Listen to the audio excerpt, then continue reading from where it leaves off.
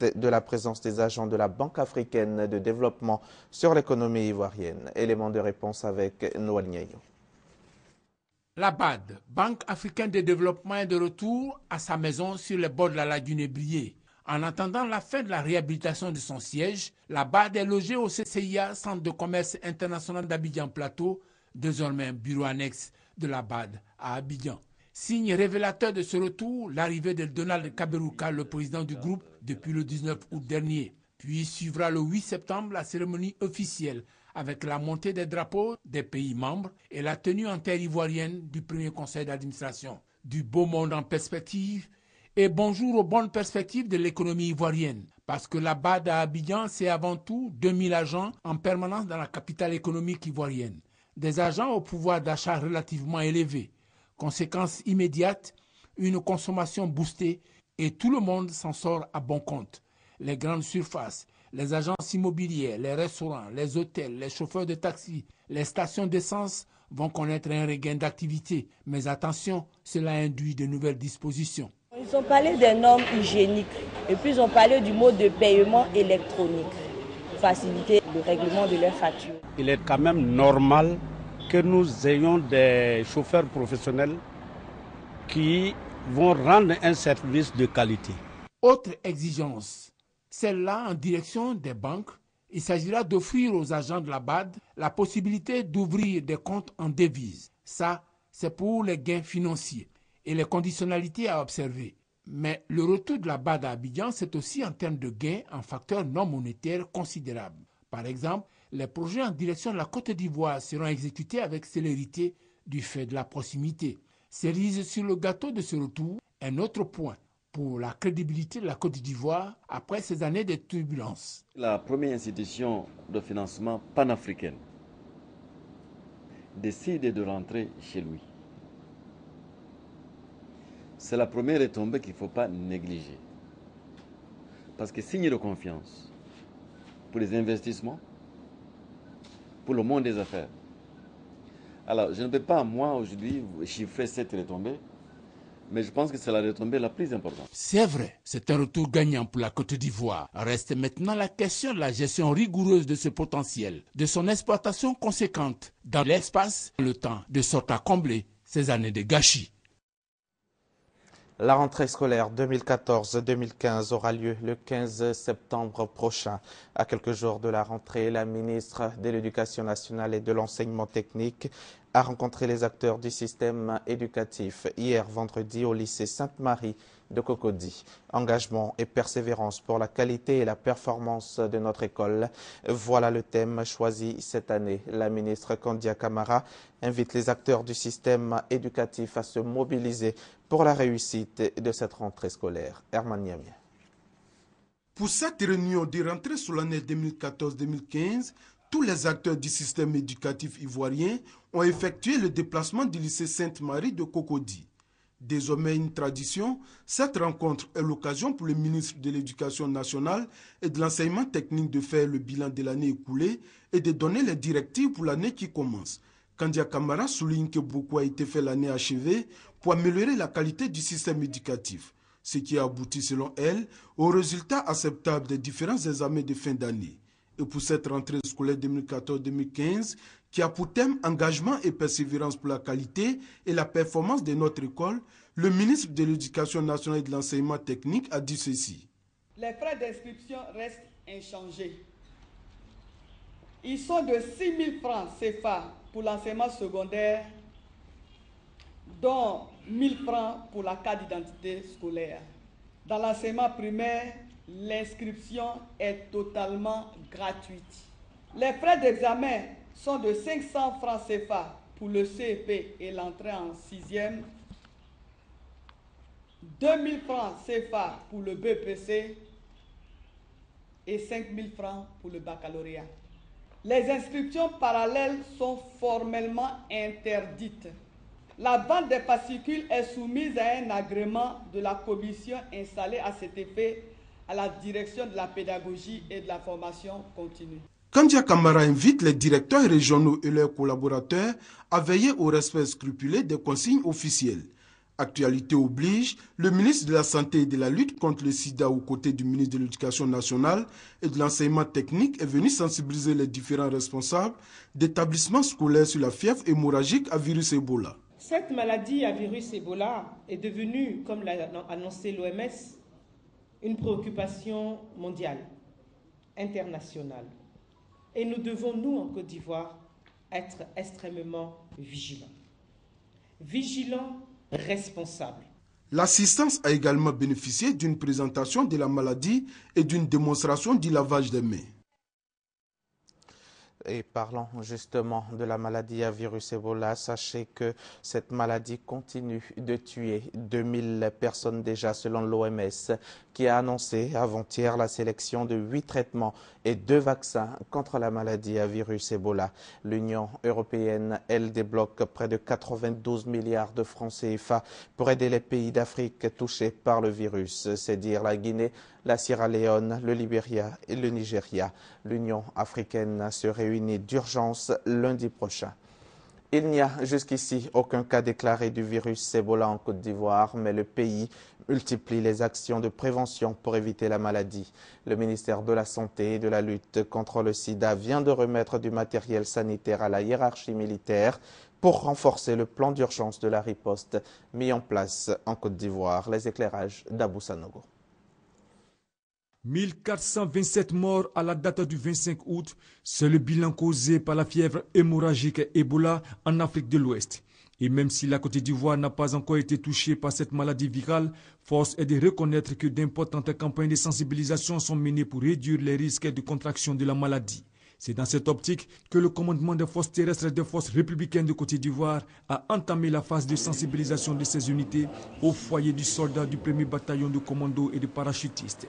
À cette occasion, le médecin lieutenant-colonel Joseph Ourega de l'armée de l'air a expliqué l'origine de la maladie, ses modes de transmission et de manifestation et les moyens de prévention. Cette maladie virale se transmet selon lui à l'homme à partir d'animaux sauvages infectés et se propage ensuite dans la population par transmission interhumaine. Les études à ce jour, selon lui, n'ont pas permis de déterminer un vaccin contre la fièvre Ebola. Cependant, des moyens sont mis en œuvre pour prévenir les risques de contamination.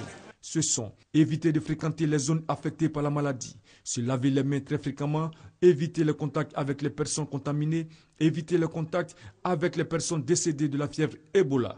L'action des forces républicaines de Côte d'Ivoire ne se limitera pas à la simple sensibilisation de ses personnels. L'armée ivoirienne accompagnera le ministère de la Santé et de la lutte contre le sida dans sa lutte contre l'épidémie de l'Ebola en renforçant les contrôles aux postes frontaliers et sur les 33 barrages autorisés sur l'ensemble du territoire. La sensibilisation des militaires qui a débuté à Akwedo s'étendra dans toutes les casernes du pays et se fera par le service de santé des armées sur les dangers de la contamination de l'épidémie et sur les précautions sanitaires à observer. Une rencontre de travail pour la mise en place d'un système de recueil et de diffusion des données sur le tabagisme s'est tenue récemment. Objectif, élaborer un cadre pour la collecte et la diffusion des données sur le tabagisme. Reportage Grace Kando.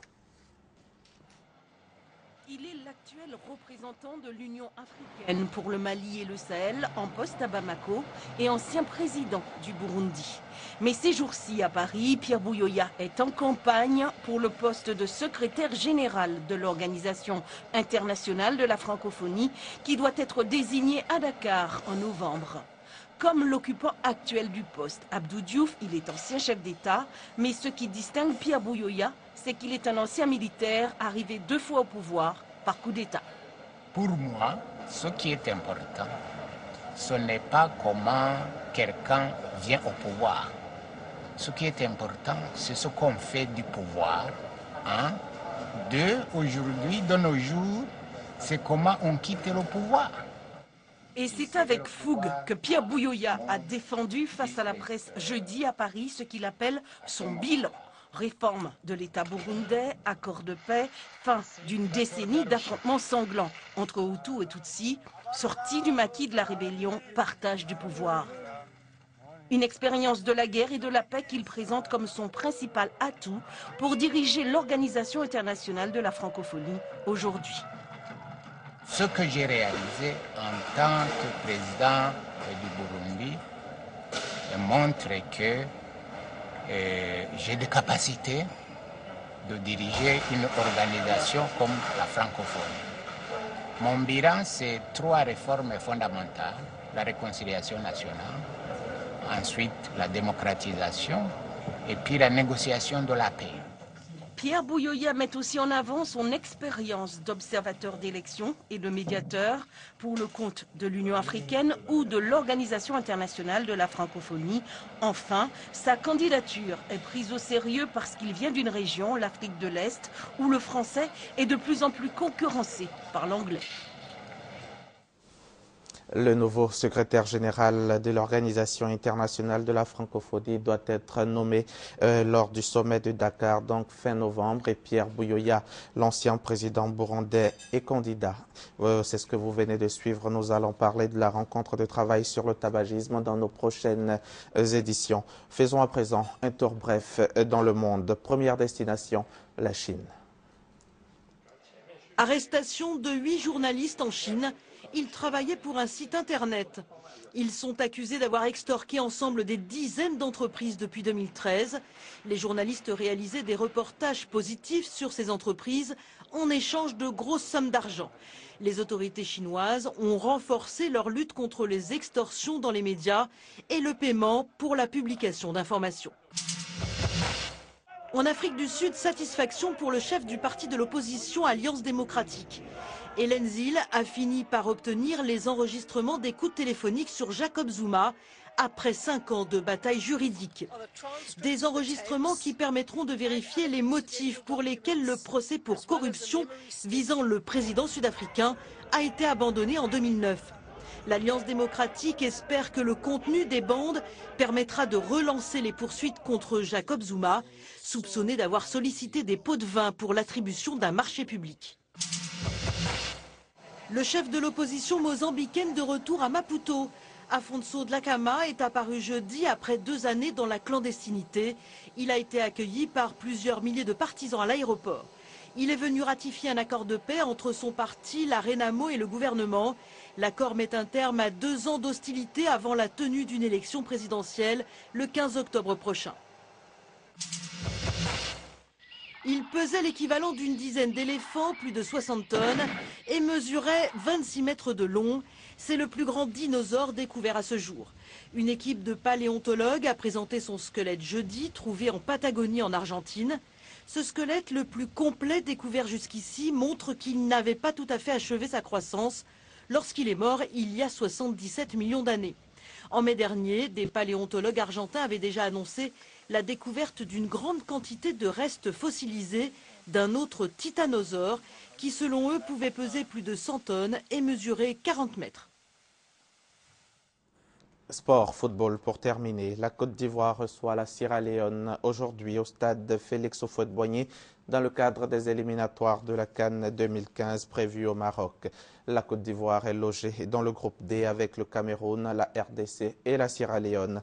Le sélectionneur des éléphants, Hervé Renard, fait ainsi sa première sortie avec les éléphants. Il espère une victoire pour se mettre à l'abri de la suite de la compétition. À quelques heures de ce match, quel est l'engouement au niveau des joueurs et surtout des supporters? Réponse dans ce reportage de Marie-Christelle Nda et Serge Coléa.